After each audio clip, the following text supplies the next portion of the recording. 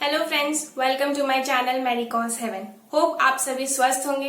आज की क्लास में हम पढ़ेंगे आइसोमर्स के बारे में। आइसोमर्स से आप क्या समझते हैं, इसका डेफिनेशन क्या होता है? इसका डेफिनेशन है two or more isomers having same molecular formula but they have different physical and chemical properties due to. अगर इस डिफरेंट मॉलिक्यूलर फॉर्मूला तो आपने देख लिया कि सेम होना चाहिए, लेकिन अगर फिजिकल और केमिकल प्रॉपर्टीज अलग हैं, अगर वो स्ट्रक्चर की चेंज की वजह से हो रहा है, that will be come under structural isomerism. But अगर स्ट्रक्चर भी सेम है, मॉलिक्यूलर फॉर्मूला भी सेम है, स्ट्रक्चर भी सेम है, अगर फिर भी वो अलग है, that will be studied under stereo isomerism. ठीक है, अब चलिए स्ट्रक्चरल आइसोमेरिज्म की बात करें। स्ट्रक्चरल आइसोमेर फर्दर 6 पार्ट में डिवाइड किया गया है, जिसमें एक आता है ring and ring isomerism, tautomerism, functional group isomerism, metamerism, chain isomerism and position isomerism. और आज की क्लास में हम पढ़ेंगे position isomerism, chain isomerism, functional isomerism. ठीक है, और देखिए स्टीरियो आइसोमेरिज्म। स्टीरियो आइसोमेरिज्म होता है कि अगर functional group molecular formula same हो, स्ट्रक्चर भी सेम हो, अगर फिर भी वो अलग है due to change in the atoms in 3D space. अगर 3D स्पेस में अरेंजमेंट अलग अलग हो एटम्स के, then it will be studied under stereo isomerism. ये फर्दर 2 पार्ट में होता है, conformation and configuration. Configuration further हम 2 पार्ट में पढ़ते हैं, that is geometrical and optical. ठीक है, वो हम आगे जाके नेक्स्ट लेक्चर में पढ़ेंगे। आज इस लेक्चर में हम पढ़ेंगे position, chain and functional isomerism. ठीक है, पर उससे लेक्चर शुरू करने से पहले आप मेरे चैनल को लाइक, सब्सक्राइब एंड शेयर कर दीजिए। जो बेल आइकन आपको राइट हैंड साइड दिख रहा है, प्लीज आप उसे दबा दीजिए। चलिए, आज की क्लास में हम सबसे पहले पढ़ेंगे वर्ड रूट्स, कुछ जो आपको इस लेक्चर में आगे जाके काम आएंगे। ठीक है, पहले हम उसको पढ़ेंगे, उसके बाद हम डेफिनेशंस देखेंगे तीनों ग्रुप्स के, आइसोमर्स के। ठीक है, एंड देन क्वेश्चंस के थ्रू चीजों को समझेंगे, क्योंकि क्वेश्चन के बिना तो आप कर नहीं पाएंगे, आपको पता ही नहीं चलेगा। ठीक है, आपने डेफिनेशन रट लिया कि हाँ ये होता है, चेन अलग होती है, फंक्शनल ग्रुप अलग होते हैं, ये आइसोमर होते हैं, पर आप क्वेश्चन नहीं करोगे तो आपको पता कैसे चलेगा कि इसको पता कैसे करे। हाँ, चलिए आज क्वेश्चन देखेंगे। आप क्वेश्चन के थ्रू चीजों को समझने की कोशिश करें, और क्वेश्चन प्रैक्टिस बहुत ही ज्यादा जरूरी है। आप थ्योरी पढ़िए, आप बेसिक जानिए कि बेस क्या होता है, डेफिनेशन क्या है, क्या इस वर्ड का मतलब क्या होता है, चीज का मतलब क्या होता है, फिर आप जाके क्वेश्चन प्रैक्टिस करिए। क्वेश्चन जितनी ज्यादा प्रैक्टिस करेंगे, आपकी स्पीड उतनी बढ़ेगी और एक्यूरेसी भी उतनी ही ज्यादा होगी, और आप सेलेक्ट होंगे और किसी कॉलेज में अच्छे से पढ़ेंगे। ठीक है, चलिए आज की क्लास शुरू करते हैं। चलिए, अब जैसा कि मैंने बोला कि हम पहले कुछ की पॉइंट्स देखते हैं जो आगे आपको लेक्चर में काम आएंगे। तो चलिए अब हम डिग्री ऑफ अनसैचुरेशन देखते हैं। डिग्री ऑफ अनसैचुरेशन किसे कहते हैं? It is the sum of pi bond and number of rings. ठीक है, जो नंबर ऑफ रिंग्स जितने बनेंगे और सम ऑफ पाई बॉन्ड्स, उनको मिला के जितने टोटल होंगे, that is called degree of unsaturation. चलिए देखते हैं, कुछ एग्जाम्पल्स के थ्रू हम इसको समझने की कोशिश करते हैं। देखिए, अब हमें क्वेश्चन में दिया गया find out the DU in the following. DU मतलब डिग्री ऑफ अनसैचुरेशन। ठीक है, अब पहला क्वेश्चन देखते हैं। CH3 हमने क्या बोला डेफिनेशन में? नंबर ऑफ डबल बॉन्ड मतलब पाई बॉन्ड और multiple bonds and the number of rings. अब ना ही इसमें पाई बॉन्ड है, ना ही इसमें रिंग है, तो बताइए कितने होंगे? 0। अब बताइए इस क्वेश्चन में नंबर ऑफ पाई बॉन्ड आपको कितने देख रहे हैं? मैंने आपको पिछले लेक्चर में बताया था कि अगर डबल बॉन्ड होते हैं तो उसमें एक सिग्मा होता है, एक पाई होता है। ठीक है, तो इसमें डबल बॉन्ड, अगर कोई डबल बॉन्ड है उसमें एक सिग्मा बॉन्ड होती है, एक पाई बॉन्ड होती है। ठीक है, और अगर C ट्रिपल बॉन्ड है, C है, तो उसमें एक सिग्मा होता है एंड 2 पाई होते हैं। होप आपको याद होगा ये चीज। ठीक है, अब चलिए इसमें देखिए, इसमें बताइए अब कितने पाई बॉन्ड है? 1 पाई है। ठीक है, अब डिग्री ऑफ अनसैचुरेशन कितनी है? क्योंकि नंबर ऑफ रिंग्स तो है नहीं, डिग्री ऑफ अनसैचुरेशन कितनी होगी? 1। ठीक है, अब देखिए थर्ड क्वेश्चन, ट्रिपल बॉन्ड में कितने होता है? मैंने डिग्री ऑफ अनसैचुरेशन कितनी होगी? 2, क्योंकि इसमें 2 पाई बॉन्ड होते हैं। ठीक है, अब देखिए इसका नाम क्या है? पिछले लेक्चर में मैंने IUPAC पढ़ाई थी, तो मैंने आपको बताया था कि इसे बेंजीन कहते हैं। अब बताइए इसमें number of pi bonds, degree of unsaturation का मतलब क्या था? Number of pi bonds and number of rings. अब बताइए इसमें नंबर ऑफ पाई बॉन्ड्स कितने हैं? एक ये है, एक ये है, एक ये है, 3 पाई बॉन्ड है, और रिंग कितनी है? 1। तो टोटल डिग्री ऑफ अनसैचुरेशन कितनी होगी? 4। ठीक है, अब नेक्स्ट क्वेश्चन पे आइए। देखिए, अब मैंने क्या बोला डिग्री ऑफ अनसैचुरेशन का? Number of pi bonds and number of rings. तो यहाँ पे कितने पाई बॉन्ड है? 1, 2, 3 4 5 5 पाई बॉन्ड है और नंबर ऑफ रिंग्स भी तो हमें काउंट करनी है। ठीक है, अब नंबर ऑफ रिंग्स कितने हैं 2, then 5 pi bonds and 5 + 2 that is number of rings. ठीक है, टोटल कितने डिग्री ऑफ अनसैचुरेशन कितनी हुई 7। ठीक है, अब नेक्स्ट क्वेश्चन पे आइए। इसका नाम, इसका कॉमन नेम आपको पता है, इसे नैप्थलीन कहते हैं। अगर एक बेंजीन रिंग है then it will call as benzene, अगर 2 है तो नैप्थलीन। ठीक है, चलिए इसे लिख भी लीजिए ताकि आपको याद रहे।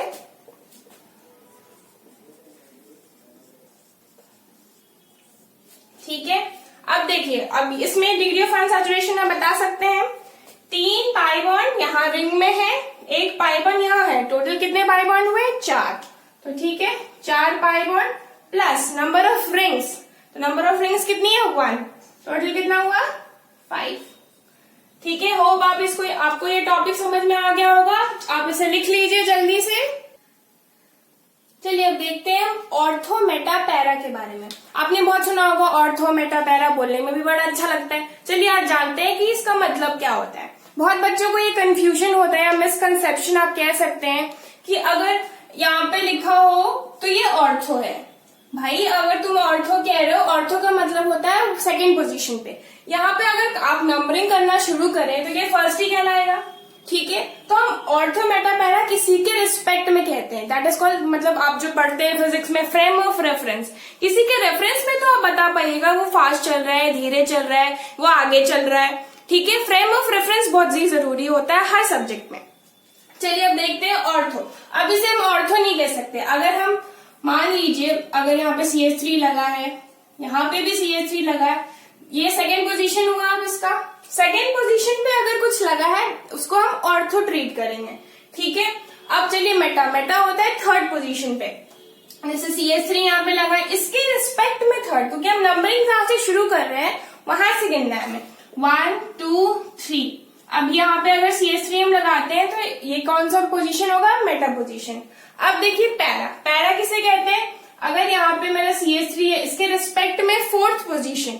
ठीक है, तो देखिए 1 2 3 4, ये फोर्थ पे CH3, अब इसे हम पैरा कहेंगे। इसका कॉमन नेम है ऑर्थोजाइलिन। अगर 2 CH3 रिंग पे लगे होते हो तो इसे हम जाइलिन कहते हैं। ठीक है, तो ये ऑर्थो पोजीशन पे है तो इसका नाम क्या हो जाएगा, ऑर्थोजाइलिन। ये थर्ड पोजीशन पे है और मेटा पोजीशन पे है तो इसका नाम क्या होगा, मेटाजाइलिन। और अगर फोर्थ पोजीशन पे है तो इसे क्या बोलेंगे, पैराजाइलिन।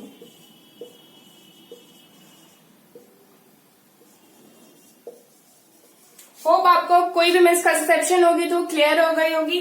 ठीक है, आप इसे नोट कर लीजिए। चलिए अब हम आइसोमर्स की डेफिनेशन एक बार लिख लें ताकि आपके पास प्रॉपर नोट्स हो आपको, क्योंकि आपको बोर्ड्स भी तो देना है। ठीक है, चलिए अब आइसोमर्स की डेफिनेशन लिखते हैं। 2 or more compounds having same molecular formula but different properties, that is physical and chemical properties due to different structures। अगर स्ट्रक्चर्स की वजह से चेंज होगा तो हम उसे किस में रखेंगे, स्ट्रक्चरल आइसोमेरिज्म में। और अगर due to different arrangement of atoms और ग्रुप्स इन 3D स्पेस, अगर 3D स्पेस में एटम्स और ग्रुप्स में कोई चेंज आ रहा है तो उसे हम किस में रखेंगे, स्टीरियो आइसोमेरिज्म। उसको हम क्या बोलते हैं, इन दोनों को मिला के हम क्या बोलते हैं, आइसोमर्स। ठीक है, अब हमने बात की कि फिजिकल और केमिकल प्रॉपर्टीज चेंज होती है। अब देख लेते हैं कैसे चेंज होती है। मान लीजिए जैसे हमने बोला कि मॉलिक्यूलर फॉर्मूला सेम होना चाहिए आइसोमर के लिए। अब देखिए इसका मॉलिक्यूलर फॉर्मूला क्या होगा, C2H6O।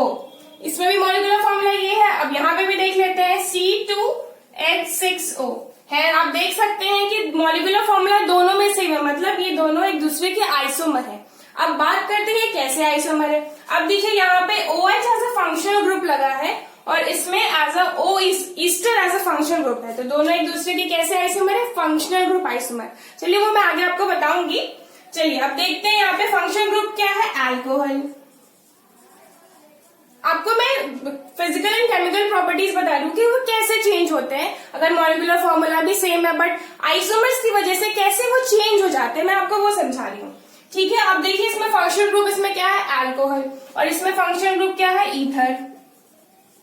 ठीक है, अब हाइड्रोजन बॉन्ड। अब आप पूछेंगे कि हाइड्रोजन बॉन्ड कैसे पता करेंगे। देखिए मैं आपको एक बहुत ही इजी ट्रिक बता बताती हूँ, ठीक है। आप इसे कहीं कॉपी में ऊपर नोट कर लीजिएगा। चलिए मैं यहाँ लिख देती हूँ। एक रूल होता है फना रूल, फना वो मूवी वाला फना नहीं, यहाँ पे ध्यान दें आप, ठीक है। FANA, ये फना की बात कर रही हूँ मैं। अगर आपको हाइड्रोजन बॉन्डिंग आपको नहीं याद आ रही कि आपको किसके कहाँ देखनी है हाइड्रोजन बॉन्डिंग किन में होंगी, तो आप फना रूल याद रखिएगा, ठीक है। अब देखिए फना, F फॉर फ्लोरीन। अगर आपको फ्लोरीन दिख रहा है तो वहां पे क्या होगा, हाइड्रोजन बॉन्डिंग लगेगी। Acid, acids hydrogen bonding show करते हैं। N फॉर नाइट्रोजन, नाइट्रोजन में हाइड्रोजन बॉन्डिंग शो करती है, ठीक है। A for alcohol, alcohol hydrogen bonding show करती है, ठीक है। अब आपने देख लिया, आप ये ट्रिक लिख भी लीजिए। F फॉर क्या है, fluorine, fluorine hydrogen bonding show करता है। A for acid, N for nitrogen and A for alcohol, that is FANA rule. FANA rule में हाइड्रोजन बॉन्डिंग शो करता है, ठीक है। आप इसे याद रख लेंगे। अब देखिए यहाँ पे हाइड्रोजन बॉन्डिंग होगी, यस। यहाँ पे होगी ईथर में, नो। अब देखिए बॉइलिंग पॉइंट, अगर किसी कंपाउंड में हाइड्रोजन बॉन्डिंग लग रही है उसका मतलब क्या होगा कि वो वाटर से ज्यादा टाइटली अटैच्ड होंगे। अगर वाटर से ज्यादा टाइटली अटैच होंगे मतलब उसको हीट दे के उसको तोड़ना भी, इसके बॉन्ड्स को तोड़ना भी ज्यादा मुश्किल होगा क्योंकि हाइड्रोजन बॉन्डिंग स्ट्रॉन्ग बॉन्डिंग होती है, ठीक है। अगर उसको हीट ज्यादा देना पड़ रहा है मतलब उसकी क्या बॉइलिंग पॉइंट बढ़ रही है। देखिए अगर अल्कोहल में यहाँ पे हाइड्रोजन बॉन्डिंग हो रही है इसका मतलब है कि इसकी बॉइलिंग पॉइंट ज्यादा होगी। इसकी बॉइलिंग पॉइंट क्या हम लिख देंगे, मोर, और इसकी क्या लिखेंगे, लेस, ठीक है। अब सॉल्युबिलिटी इन वाटर, अब सॉल्युबिलिटी इन वाटर आप खुद सोचिए, हाइड्रोजन बॉन्डिंग हो रही है तो मतलब वो ज्यादा अच्छे से जुड़ पाएंगे वाटर मॉलिक्यूल से, तो इसकी सॉल्युबिलिटी क्या होगी, ज्यादा हो जाएगी, ठीक है। सॉल्युबिलिटी इन वाटर इसमें क्या लिख देंगे, मोर, इसमें क्या लिखेंगे, लेस। अब बताइए एसिडिक एच। अब आप पूछेंगे मैम एसिडिक एच क्या होता है। एसिडिक एच हम बोलते हैं अगर कोई भी हाइड्रोजन इलेक्ट्रोनिगेटिविटी 3 या 3 से ज्यादा के साथ जुड़ा हो, किसी भी ऐसे एलिमेंट के साथ जुड़ा हो जिसकी इलेक्ट्रोनिगेटिविटी 3 या 3 से ज्यादा हो, उसको उस H को बोलेंगे, उस एलिमेंट से लगा हुआ जो H है उसको हम बोलेंगे एसिडिक एच, ठीक है। तो इसमें आपको देखिए ऑक्सीजन की इलेक्ट्रोनिगेटिविटी कितनी है। चलिए आप पूछिएगा इलेक्ट्रोनिगेटिविटी मैम कैसे निकालते हैं। अब मैं एक पीरियड की ट्रिक बता दे रही हूँ जो आपको मोस्टली वही पीरियड के मोस्टली काम आते हैं। जैसे आपको पता है फ्लोरीन की 4 होती है, मैक्सिमम इलेक्ट्रोनिगेटिव एलिमेंट है, ठीक है। फ्लोरीन की मान लीजिए 4 होती है। आप पीछे चलते जाइए, फ्लोरीन से पहले देखिए कार्बन, नाइट्रोजन, ऑक्सीजन, फिर फ्लोरीन। फ्लोरीन की इलेक्ट्रोनिगेटिविटी 4 हो गई। आप ये 0.5 घटाते चलिए क्योंकि आगे जाएंगे तो फिर तो नोबल गैस आएंगे, उनकी तो इलेक्ट्रोनिगेटिविटी भाई 0 होती है, ठीक है। अब देखिए हम पीछे चलते चलते हैं, ऑक्सीजन की कितनी हो जाएगी 3.5, नाइट्रोजन की कितनी होगी 3, कार्बन की 2.5। मतलब मैं इस पीरियड की बस बात कर रही हूँ, ठीक है। ये ट्रिक है, मतलब मैं ऐसे याद रखती थी, बहुत इजीली आ जाते थे आंसर, इससे मुझे ज्यादा प्रेशर नहीं डालना पड़ता था। 0.5 घटती है, ठीक है। आई होप आपने इसको लिख लिया होगा ये ट्रिक को। तो यहाँ पे ऑक्सीजन की आप कितनी देख रहे हैं 3.5, और मैंने डेफिनेशन में क्या बोला कि ऐसा हाइड्रोजन जो ऐसे इलेक्ट्रोनेगेटिव एटम से जुड़ा हो जिसकी इलेक्ट्रोनेगेटिविटी 3 या 3 से ज्यादा हो, ठीक है। तो इसके एसिडिक एच इसमें है कि नहीं, यस है, इसमें एसिडिक एच। अब बताइए जो हाइड्रोजन है वो किससे जुड़ा है, कार्बन से।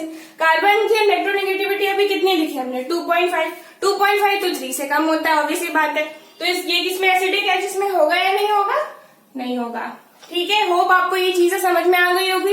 ये छोटी छोटी बातें हैं पर लोगों को कंफ्यूजन होता है, बच्चों को कि मैम ये नहीं समझ आता, बस बच्चे ऐसे ही हो गया निकल लिए, चैप्टर कंप्लीट निकल लिए, खत्म।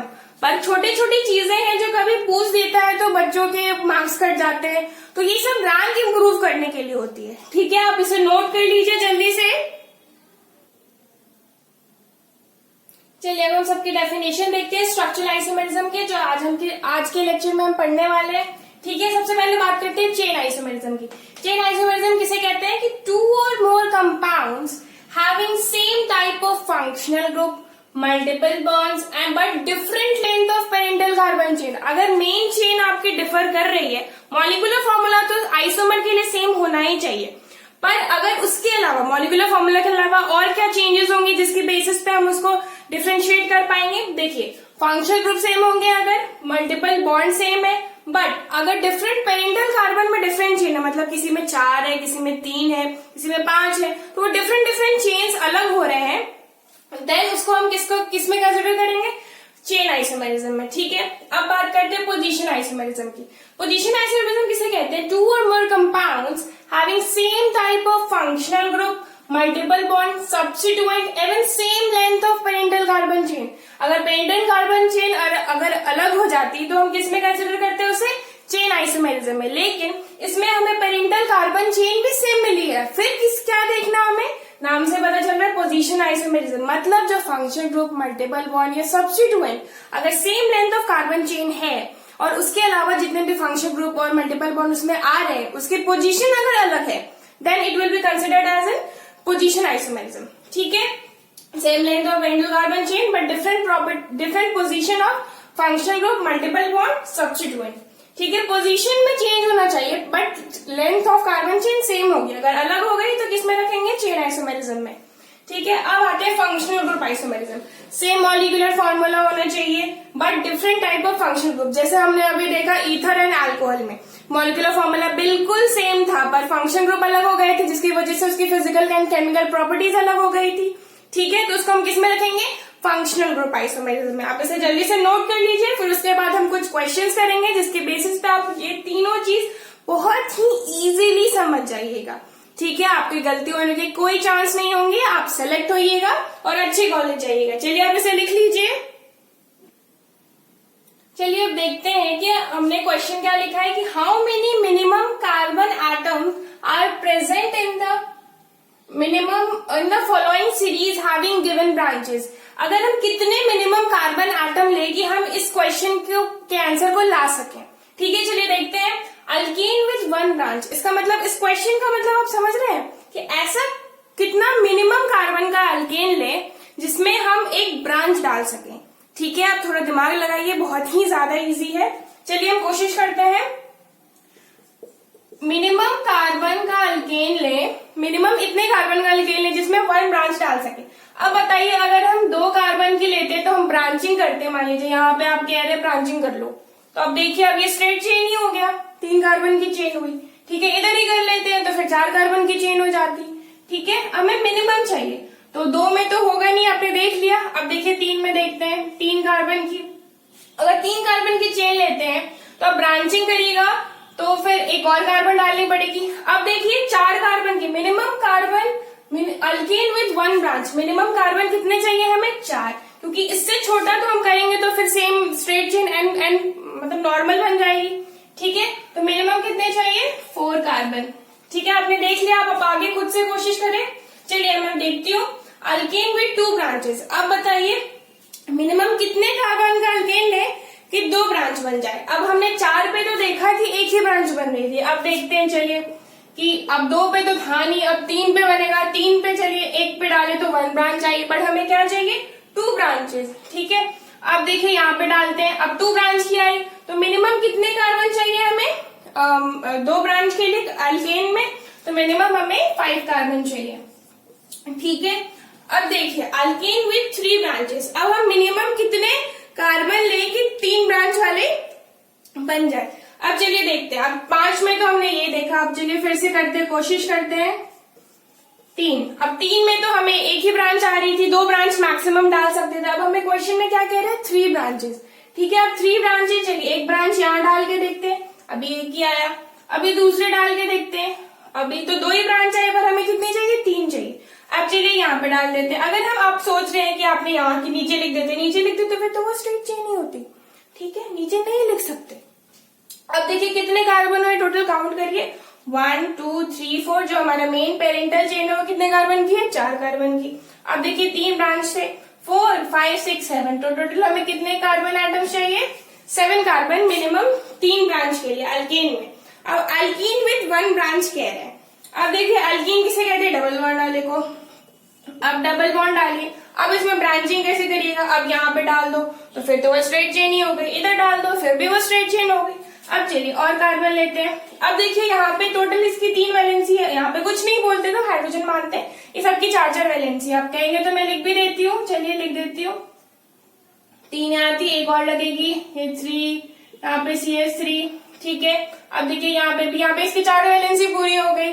अब देखिए यहाँ पे CH3 CH3,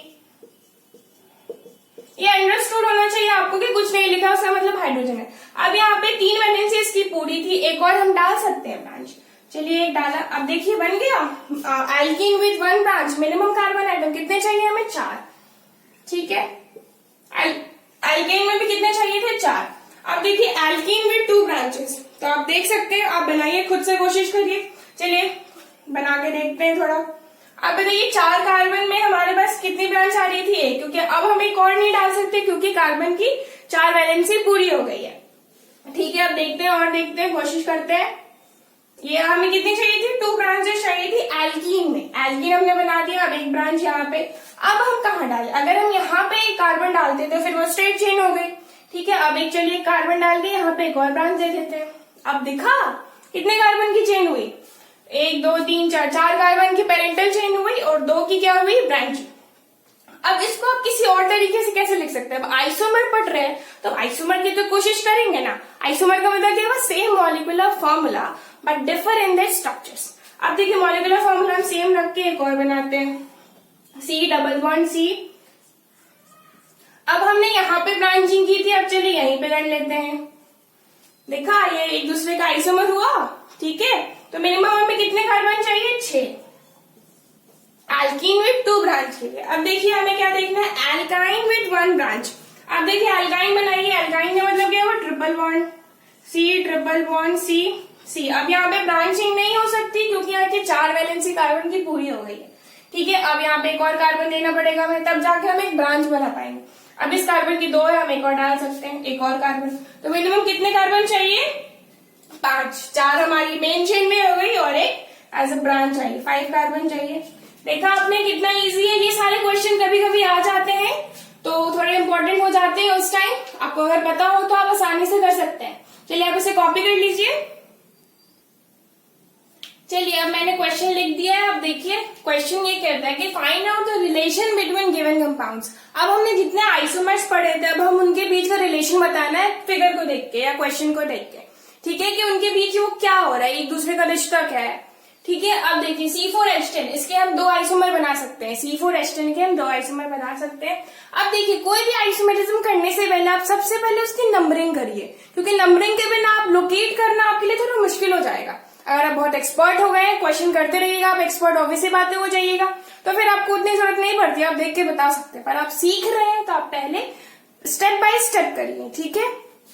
अब चलिए इसकी नंबरिंग करते हैं, कितने, ये जो आपको एच पॉइंट दिख रहा है इसका मतलब होता है वहां पे कार्बन है, ठीक है। तो 1 2 3 4 5 के 1 2 3 सॉरी 5 के हो गए, 4 कार्बन की चेन हुई, यहाँ पे कितने, 3 कार्बन की मेन चेन हुई और एक ब्रांच है। अब देखिए चेंज किस में आ रहा है, एल्केन में चेंज आ रहा है, मतलब ये ब्यूटेन है, ये प्रोपेन है, मतलब 2 मिथाइल प्रोपेन, और ये क्या है, एन ब्यूटेन, मतलब नॉर्मल ब्यूटेन। तो ठीक है, ये अब डेफिनेशन के हिसाब से आप जाइए तो हमने क्या पढ़ा था चेन आइसोमेरिज्म के बारे में, कि फंक्शनल ग्रुप सब कुछ सेम होगा, मॉलिक्यूलर फॉर्मूला तो सेम होना ही आइसोमर के लिए, बट इसमें क्या है, अल्क में चेंज है, अल्क मतलब चेन में चेंज है, पेरेंटल कार्बन चेन। तो ये कौन सी हो जाएगी, चेन आइसोमेरिज्म, आइसोमेरिज्म। चलिए अब नेक्स्ट क्वेश्चन देखते हैं। आप बताइए हम नंबरिंग किधर से करें, इधर से भी कर सकते हैं तो 3 पे मिथाइल आएगा, इधर से करेंगे तो भी 3 पे मिथाइल आएगा, तो हम किधर से भी कर सकते हैं। चलिए नंबरिंग करते हैं, 1 2 3 4 5, 3 पे मिथाइल है, 5 कार्बन की चेन है। अब नेक्स्ट देखते हैं इसमें, अब हम नंबरिंग किधर से करें, इधर से करते तो दूर आएगा, पर हमने क्या पढ़ा था रूल में कि हमने ऐसा नंबरिंग करना है नोमेनक्लेचर के लिए जिसमें substituent, function group, multiple bonds वो पास पास आए, ठीक है, नंबरिंग उसके पहले हो। 1 2 3 4 5, अब 2 पे मिथाइल है, यहाँ पे 5 कार्बन की चेन है, यहाँ भी 5 कार्बन की चेन है, यहाँ 3 पे मिथाइल है, यहाँ 2 पे मिथाइल है। तो हमने क्या पढ़ा था पोजीशन आइसोमेरिज्म के बारे में, कि पेरेंटल कार्बन चेन सेम होगी, लेकिन जो सब्स्टिट्यूएंट, फंक्शन ग्रुप और मल्टीपल बॉन्ड लगे हैं उनकी पोजीशन में डिफरेंस होगा, ठीक है। आप यहाँ देख सकते हैं 5 कार्बन की चेन दोनों में बन रही है, लेकिन यहाँ पे 3 पे मिथाइल है और यहाँ 2 पे मिथाइल है, तो ऑब्वियसली बात है कौन सी आइसोमेरिज्म हो जाएगी, पोजीशन आइसोमेरिज्म। पोजीशन आइसोमेरिज्म को हम PI लिख दें, शॉर्ट में आप समझ जाएंगे, ठीक है। अब देखिए नेक्स्ट क्वेश्चन को पहले ध्यान से देखिएगा, आपने सबसे पहले चीज ये देखनी है क्वेश्चन में कि उसका मॉलिक्यूलर फॉर्मूला तो सेम आ रहा है ना। ये धोखा भी दे सकता है आपको, अगर मॉलिक्यूलर फॉर्मूला ही अलग लिख दिया, जा अब तो आइसोमर बनेगा ही नहीं वो, तो फिर आप किस बात की आइसोमरिज्म कर रहे हैं। सबसे पहले आपको ये चेक करना है कि उसके आइसोमर सही है कि नहीं, मतलब उसके मॉलिक्यूलर फॉर्मूला सही है या नहीं, दोनों के सेम है या नहीं, फिर जाके उसके आइसोमरिज्म चेक करेंगे कि वो कौन सा आइसोमर है। ठीक है, चलिए अब देखते हैं इसकी नंबरिंग करिए। ये इट का मतलब क्या होता है, इथाइल। ठीक है, अब देखिए नंबरिंग करते हैं 1 2 3, इधर जाएंगे तो 4 कार्बन की चेन बनेगी। इथाइल का मतलब क्या होता है, 2 कार्बन वाले। अब देखिए 3 4 5 यहीं पे लिख दें, क्योंकि 2 इथाइल का मतलब क्या हुआ, यहाँ पे 2 कार्बन है, 5 कार्बन की चेन। अब 2 पे मिथाइल है, 3 पे मिथाइल है। अब यहाँ पे देखते हैं 1 2 3 4 5, यहाँ भी 5 कार्बन की चेन बन रही है, यहाँ भी 5 कार्बन की चेन बन रही है। ठीक है, अब यहाँ भी 2 पे मिथाइल 3 पे मिथाइल, यहाँ भी क्या है 2 पे मिथाइल 3 पे methyl.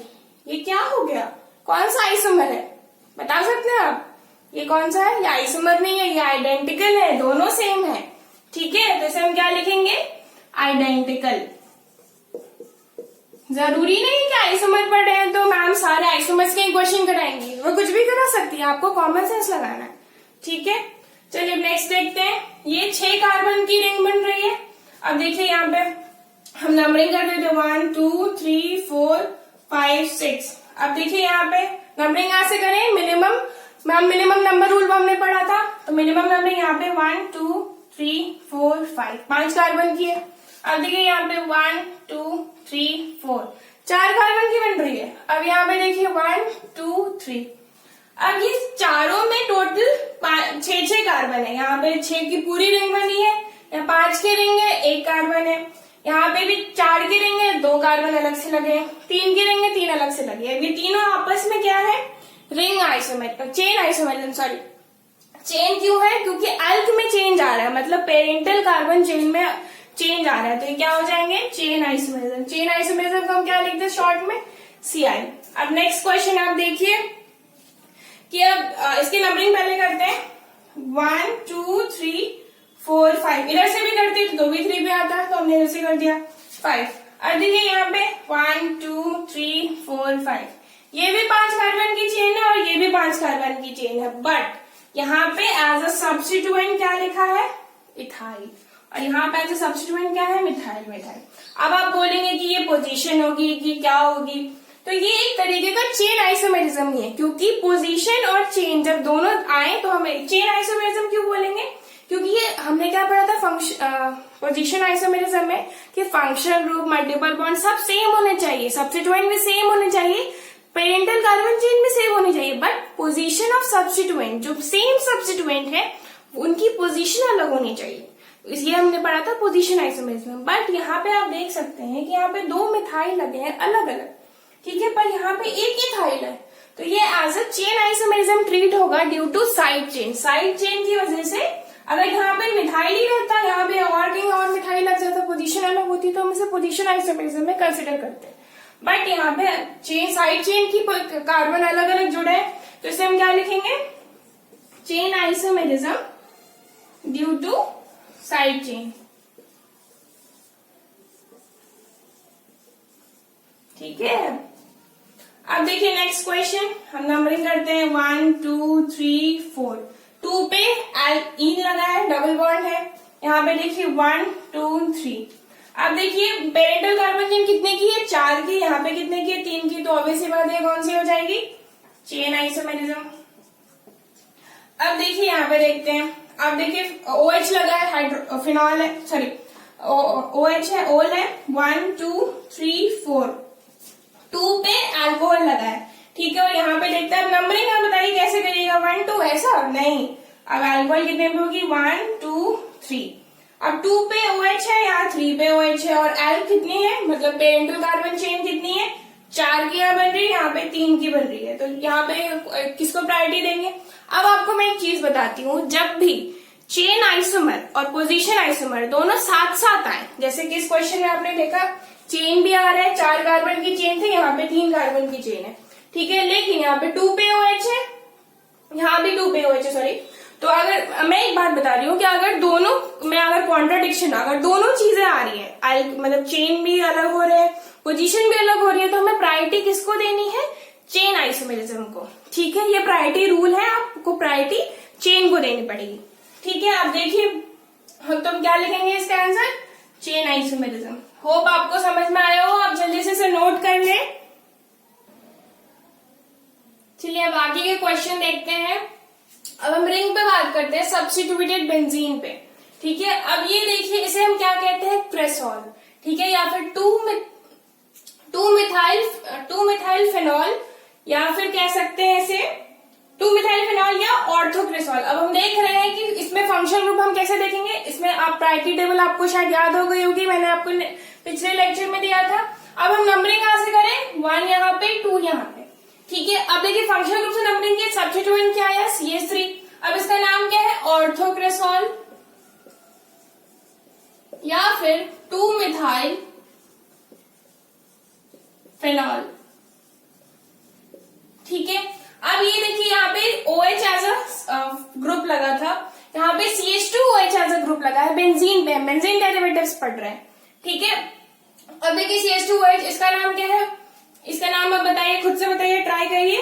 Benzyl alcohol. Benzyl alcohol हमने क्यों बोला, जब भी बेंजीन के ऊपर CH2 के साथ कुछ और लगाओ, कोई फंक्शनल ग्रुप लगाओ, उसमें बेंजाइल आ जाता है।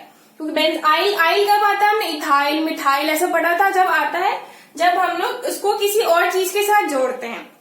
ठीक है, जैसे हमने फिनाइल पढ़ा था, फिनाइल क्यों पढ़ा था, जब हमने प्रीफिक्स लगाते हैं, जब एज अ मेन चेन में हम उसे काउंट नहीं करते। यहाँ पे मेन चेन रिंग की बन जाएगी। ठीक है, अब तो हम इसे नाम क्या रखेंगे, benzyl alcohol. Main chain sorry OH की होगी, क्योंकि फंक्शन ग्रुप है। यहाँ पे नाम इसका क्या होगा, बेंजाइल अल्कोहल। ठीक है, अब बताइए इसका नाम। आप शायद पिछले लेक्चर आपने अच्छे से अटेंड किया होगा, तो इसका नाम आप खुद बताइए, इसका नाम क्या होगा, एनिसोल। अब आप बता सकते हैं हर जगह बेंजीन रिंग है, हर जगह OH है, हर जगह CH3 है। ठीक है, अब ये सब आपस में क्या है, ये है फंक्शनल ग्रुप आइसोमेरिज्म। ठीक है, इनके सबके मॉलिक्यूलर फॉर्मूला सेम है, बट सबके फंक्शनल ग्रुप अलग अलग है। ठीक है, तो ये क्या हो जाएंगे, फंक्शनल ग्रुप आइसोमेरिज्म। ठीक है, अब चलिए नेक्स्ट क्वेश्चन पे आते हैं। ये सेम क्वेश्चन आपने पहले भी देखा था। अब देखिए OH यहाँ पे ईथर है, यहाँ पे अल्कोहल है। ठीक है, अब बताइए ये कौन से ग्रुप आइसोमर होंगे, ये क्या होंगे, फंक्शनल ग्रुप आइसोमेरिज्म, FGI। ठीक है, अब नेक्स्ट क्वेश्चन देखते हैं। ये क्या है, एसिड, और ये क्या है, ईस्टर। अब बताइए इसका नाम आप खुद बताइए, ऊपर वाले का 9 नंबर का आप नाम लिख सकते हैं। ये इसका नाम क्या होगा, N प्रोपाइल अल्कोहल।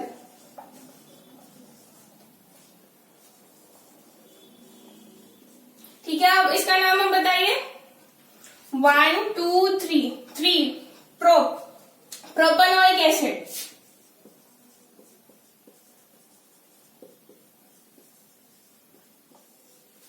अब उसका नाम आप बताइए, आपको टेबल याद होगी तो आप खुद कोशिश करें। इसका नाम क्या होगा, मिथाइल एसीटेट।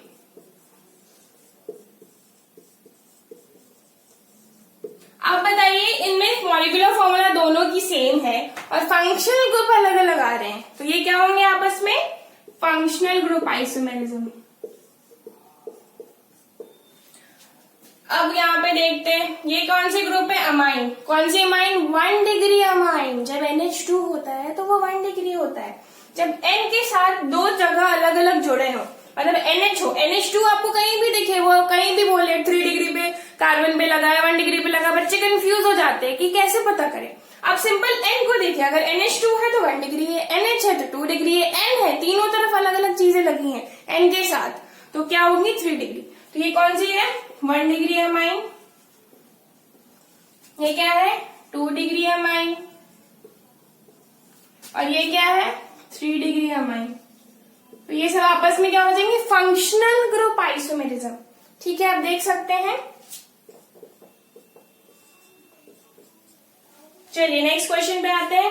अब देखिए यहाँ पे ये कौन सी ग्रुप है, नाइट्रो। ठीक, आप जल्दी जल्दी पहले नोट करिए इसको। ये कौन सी ग्रुप है, नाइट्रो। और ये क्या है, आप इसको बता सकते हैं, आपने एक चीज कभी देखी है, ये कौन सी ग्रुप है, ये वाली नाइट्राइट। और ये कौन सी थी, नाइट्राइट। जब O के साथ बॉन्डिंग हो तब क्या बोलते हैं, नाइट्राइट। और जब N के साथ बॉन्डिंग हो तो क्या बोलेंगे, नाइट्रो। और जब NO हो तो उसे क्या बोलते हैं, नाइट्रोसो। ठीक है, अब ये तीनों आपस में क्या होंगे, फंक्शनल ग्रुप आइसोमर्स। सबके फंक्शन चेंज हो गई। चलिए अब नेक्स्ट क्वेश्चन देखते हैं। ये क्या आपको दिख रहा है, कौन सा ग्रुप है, अमाइड। तो इसका नाम आप बता सकते हैं, इसका नाम ऑक्साइम है। ये दोनों आपस में क्या है, आपको दिख रहा है, इस NHOH है, इस UNH2 है, तो ये आपस में क्या होंगे, फंक्शनल ग्रुप आइसोमर्स। अब आप यहाँ पे बताइए, ये आपको क्या दिख रहा है, ये ईस्टर है। और ये कैसा ईस्टर है, साइक्लिक ईस्टर। आपको विजिबल है नीचे, साइक्लिक ईस्टर। इसी का एक और नाम है, दैट इज लैक्टोन। मैं यहां लिख दे रही हूं, इसी का नाम है लैक्टोन। ठीक है, और यहाँ पे देखिए, ये आपको ईस्टर था, और यहाँ पे क्या है, कीटोन, और यहाँ पे ओ यहाँ पे क्या है, ईथर। ठीक है, ये आपस में क्या होंगे, functional group isomers. I hope आपको आज का लेक्चर अच्छे से समझ में आया होगा। अगर कोई डाउट है तो आप कमेंट सेक्शन में लिख दीजिए, और लाइक एंड सब्सक्राइब अगर आपने अब तक ना किया हो तो कृपया लाइक एंड सब्सक्राइब कर दीजिए। जो रेड बेल आइकन आपको राइट हैंड साइड दिख रहा है, आप कृपया उसे क्लिक कर दीजिए। और मैं नेक्स्ट वीडियो जल्दी अपलोड करूंगी, इसके नेक्स्ट आइसोमर्स जो रेस्ट बचे थे उस पर। आप मेरे चैनल के साथ बने रहिए, मेरे लेक्चर्स अटेंड करते रहिए। ठीक है, जय हिंद, नमस्ते।